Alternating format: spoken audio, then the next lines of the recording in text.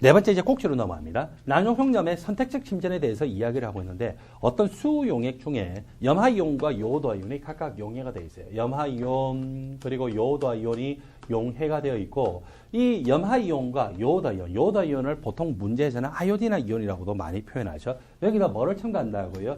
은이온 수용액을요 이렇게 드로핑을 하면서 첨가를 했어요.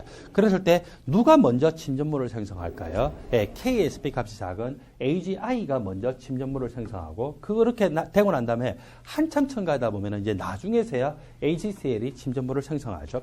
AGI는 AGI대로 현재 상태에서 이 이온 곱실 하면 그거는 반응 지수 이온 곱실인데 평형 상태에서 양이온과 음이온의 농도 곱하면 뭐가 됩니까? KSP죠. 그래서 AGCL대로 KSP는 은이온의 농도 곱하기 염화이온의 농도. AGI는 AGI대로 평형 상태에서 은이온의 농도 곱하기 요오도아이온 농도. 그렇게 되면 그것은 바로 평형상수이고 항상 뭐를 만족해야 됩니까? 평형상수 식과 이 값을 만족을 해야 되겠죠.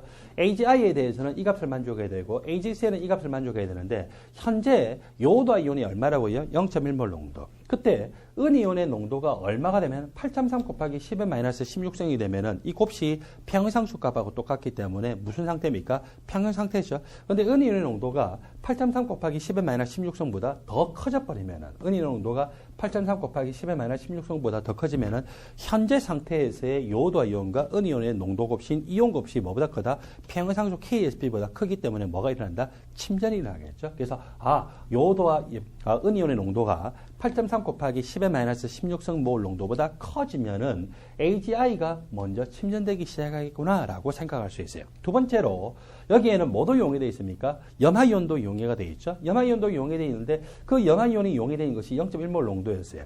그리고 은이온의 농도가 얼마가 들어오면은 그 두 개 곱이 평형상수와 일치가 되기 때문에 평형상태일까요? 은이온의 농도가 1.8 곱하기 10의 마이너스 9성이 되면은 평형상태겠죠. 그리고 이 은이온의 농도가 1.8 곱하기 10의 마이너스 9성보다 더 커져 버리면은 현재 상태에서의 은이온의 농도와 염화이온의 농도 곱인 이온 곱이 평형상수 KSP 값보다 더 커지기 때문에 정반응이 비자발적, 즉 역반응이 자발적이고 침전이 되는 과정이 일어나더라는 거예요. 그래서 이 AGCL이 침전되기 시작하는 은이온의 농도는 1.8 곱하기 10의 마이너스 9성몰 농도보다 더 큰 경우입니다. 여기서 조심하셔야 되는 게 만약에 여기 은이온의 농도가 1.8 곱하기 10의 마이너스 9승만 딱 들어왔어요. 그러면 어떻게 될까요? 그 두 개 곱이 KSP하고 같기 때문에 이건 무슨 상태? 포화수용의 상태야. 포화수용의 상태는 침전이 돼야 안 돼요? 침전이 안 되죠?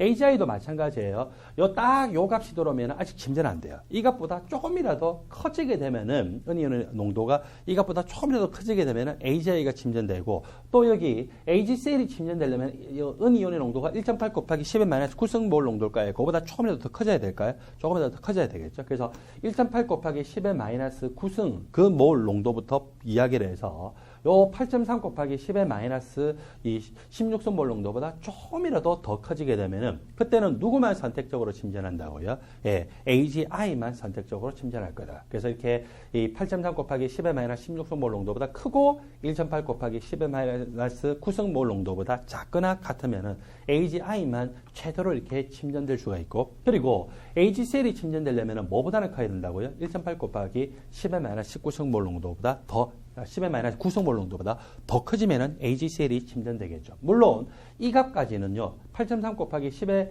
마이너스 16성몰 농도를 포함해서 이 아래쪽의 값으로 은이온이 첨가되면은 그때는 AGI나 AGCL이나 어느 것도 침전되지 않습니다. 자, 저런 부분에 관해서는 요즘 이렇게 계속 출제되고 있는 항이기 때문에 여러분들이 반드시 조심하시기를 바랍니다. 그리고 최근에는 어떤 내용까지 출제가 됐냐면요. 여기에 은이온을 첨가해서 AGI가 생성이 되어 있어요. 또 거기에다가 이 은이온이 계속 더 첨가돼서 염화이온도 이렇게 AGCL 침전을 생성하기 시작했어요. 그러면은 AGCL 입장에서도 무슨 상태? 평형 상태. 그리고 AGI 입장에서도 무슨 상태입니까? 평형 상태죠. 그래서 각각이 그 평형상수 식이 만족을 합니다. 각각의 평형상수 식이 이렇게 만족을 하고 그걸로부터 이 요오드화 이온이 느끼는 은이온과 염화 이온이 느끼는 은이온의 농도가 같기 때문에 이 요오드화 이온이 느끼는 은이온의 농도와 염화 이온이 느끼는 은이온의 농도가 같기 때문에 위의 식이에요. 그래서 이렇게 같기 때문에 은이온의 농도는 요오드화 이온의 농도 분의 이거, 그리고 은이온의 농도는 염화 이온의 농도 분의 이거고 각각이 은이온의 농도이기 때문에 두 개가 서로 이퀄이다. 그렇게 해서 요오드화 이온과 염화 이온의 농도의 그 비값이 어떻게 되냐, 그런 거에 출제될 수 있다라고 우리는 일반학 추론을 하면서 두 문제를 연습을 했었어요. 근데 바로 지난 8월에 피트에서 출제가 됐죠. 그러니까 결국 그 개념이 이때까지 한 번도 출제가 안 됐다 할지라도 나올 만한 거는 결국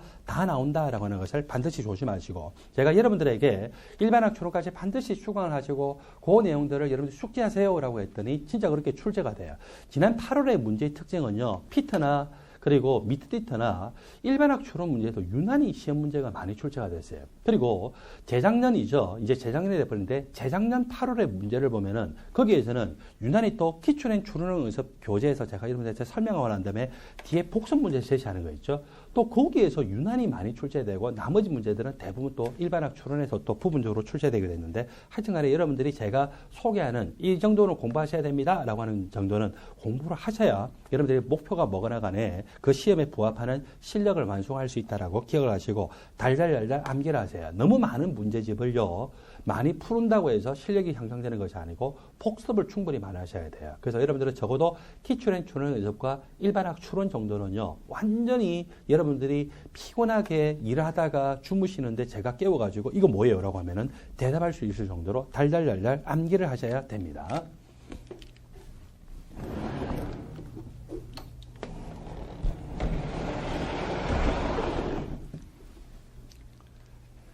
(14장입니다) 14장은 제목이 전기화학이죠. 전기화학에서 가장 중요한 단어를 꼽으라라고 하면 무슨 단어입니까? 산화 환원 반응입니다. 전기화학 반응은 전부 전자를 잃는 산화, 전자를 얻는 환원 반응에 관한 거죠. 화학에서 나오는 그 산화가 되고 환원이 되는 것만 모아가지고 따로 이렇게 설을 풀어나가는 것이 전기화학 파트입니다. 그리고 자발적으로 산화하는 반응이 일어나는 걸 통해서 전기 에너지를 만들어내는 장치를 말합니까? 갈바닉 전지. 그리고 원래 그 산화하는 반응이 비자발적인데 외부에서 전기 분해라고 하는 일을 해서 산화하는 반응을 일으킬 수도 있죠. 그게 여기에서는 전기 분해라고 하는 식으로 소개가 되고 있어요. 자, 첫 번째로 갈바닉 전지와 여기 전해 전지죠. 갈바닉 전지는 산화하는 반응이 자발적으로 일어난다고 되어 있어요. 그 두 번째 줄을 보니까 전해 전지는 산화하는 반응이 비자발적인데 외부에서 전기 분해라고 하는 일을 함으로써 산화하는 반응이 일어난다라고 소개가 되고 있죠. 갈바닉 전지는요, 최초로 볼타가 만들어졌어요. 누구의 실험에서 힌트를 얻었냐면은, 갈반이라고 하는 사람이 개구락지, 개구리 왕눈이, 삐리리리리리리 삐리리리리. 자, 그래서 개구리 해부 실험을 통해서 동물 전기 현상을 발표했는데, 갈바닉가 헛다리 짚었어요. 그거를 관찰한 거는 좋았는데, 그 이유가 뭔지를 제대로 몰랐다는 거죠. 그 이유를 누가 밝혀냈어요? 볼타가 밝혀내고, 그래서 볼타가 최초로 전지를 만들었죠. 그렇기 때문에 실험적인 단서를 처음에 누가 제공했어요? 갈바닉. 그래서 우리는 갈바닉 전지라고 나오고, 또는 어떤 사람들은 야, 그래도 볼타가 최초로 만들었잖아 라고 이야기해서 볼타 전지라고도 합니다. 볼타 전지라고 할 뿐만 아니라 볼타의 이름을 길어서 뭐랍니까? 볼타 게이지라고 하고, 볼타 게이지를 줄여서 볼티지, 그걸 더 줄여서 볼트라고 이야기를 하죠. 그래서 이 볼트 단위라고 하는 것은 바로 볼타라고 하는 이름에서 나왔어요. 조항기를 뭐 이렇게 잘하게 되면, 조항기를 만약에 J로 시작하면은 뭐 J, 그 다음에 C로 시작하면은 C. 여러분 이제 어떤 단위가 그렇게 나오면 한 길이 드디어 한 건 했구만이라고 생각하셔도 될지 몰라요. 자, 단순한 산화하는 반응과 전지가 무슨 차이가 있는가를 볼까요? 여기 구리 이가연이 용해된 수용액에다가 아연판을 담궜어요. 그러면은 아연은 구리 이가연과 충돌하면서 전자를 잃고 아연 이가연이 되고, 구리 이가연은 전자를 받아서 구리 금속으로 환원이 되죠. 그래서 표면에는 구리 금속이 이렇게 이 코팅이 되면서 생성되고, 수용액 중에는 아연 이가연이 생성이 되어서 나오게 됩니다. 원래 구리 이가연이 수용액 중에 용해되어 있으면은요, 구리 이가연은 수용액 중에 있는 물과 결합을 하면서 착이온을 형성하고, 그때 파란색의 보색에 해당되는 오렌지색을 굉장히 강하게 흡수하고 또 한편 파란색은 거의 흡수하잖아요. 그래서 파란색이 그대로 반사가 되거나 투과돼서 용액 전체가 무슨 색이냐면 푸른색이거든요. 푸른색이있는데 가면 갈수록 구리 이가윤이 구리금속으로 속출되면서 사라지니까 푸른색이 그대로 남아있을까요? 더 진해질까요? 더 옅어지게요? 더 옅어지겠죠. 그래서 이제 이런 일들을 우리는 관찰할 수 있습니다.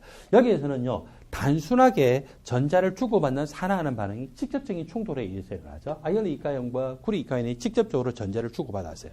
그래서 구리 이가연은 전자 받아서 구리 금속, 아이언 이가연은 전자를 줘서 아이언 이가연이 됐죠. 그래서 직접적인 이 충돌에 의해서 결국 화학 에너지가 높은 상태에서 화학 에너지가 낮은 상태가 되면서 그 차이만큼의 에너지를 열의 형태로 보통 방출하게 되는데, 근데 직접적으로 충돌하는 것이 아니라 여기 구리 이가연이 아이언한테 도선을 통해서 충돌하면서 전자를 가져가게 해요. 그러면 도선을 통해서 전자가 이동하게 되죠.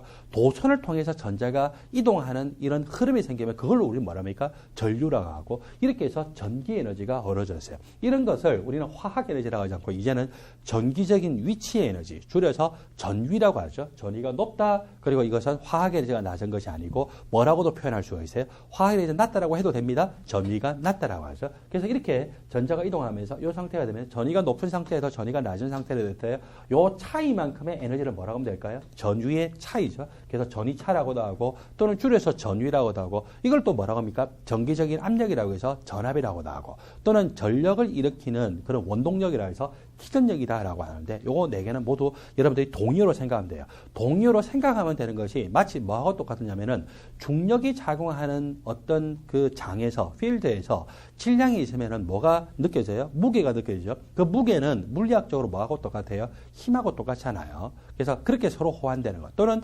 전기장과 자기장은 서로 호환이 되고 있어요. 그래서 그런 것처럼 이것들도 기본적으로 그냥 같다라고 생각하면 됩니다. 왜? 모두 무슨 단위를 쓰니까? 볼트 단위를 쓸 수가 있기 때문에 그렇다는 거죠. 자, 이렇게 직접 충돌하는 것이 아니라 구리 이가이온이 이쪽 구리한테 가서 빵 충돌하면서 전자내놔 그랬더니 이 구리가 어때요? 500원 그러는 거예요. 그래서 이렇게 구리가 직접 전자를 주지는 않고 이 동족끼리 전자 주고받지는 않죠. 그래서 사람이 사람을 먹지는 않잖아요. 그래서 구리 이가이온이 전자내놔 그랬더니 구리가 직접 자기한테 전자 주는 것이 아니라 여기 아이언한테서 전자를 빼앗아와요. 그래서 이렇게 도선을 통해서 전자를 빼앗아오고, 사실은 이 구리가 전자를 빼앗는 것이 아니고 이 구리 이온이 빵 하고 충돌하면서 전자 그랬더니 이 아이언이 응 하고 이렇게 주는 거예요. 쌌어요. 자, 그렇게 되면 똥동지가 되는 거예요. 자, 이렇게 이야기해요. 여러분들 혹시 화장실에 같이 이제 들어가서 수업 시간에 급하게 이렇게 딱 들어갔는데 응 하는데 옆에 와서 누구 또 급하게 들어와서 응 하는 거예요. 그러면 이제 그거를 똥동지라고 이야기한다.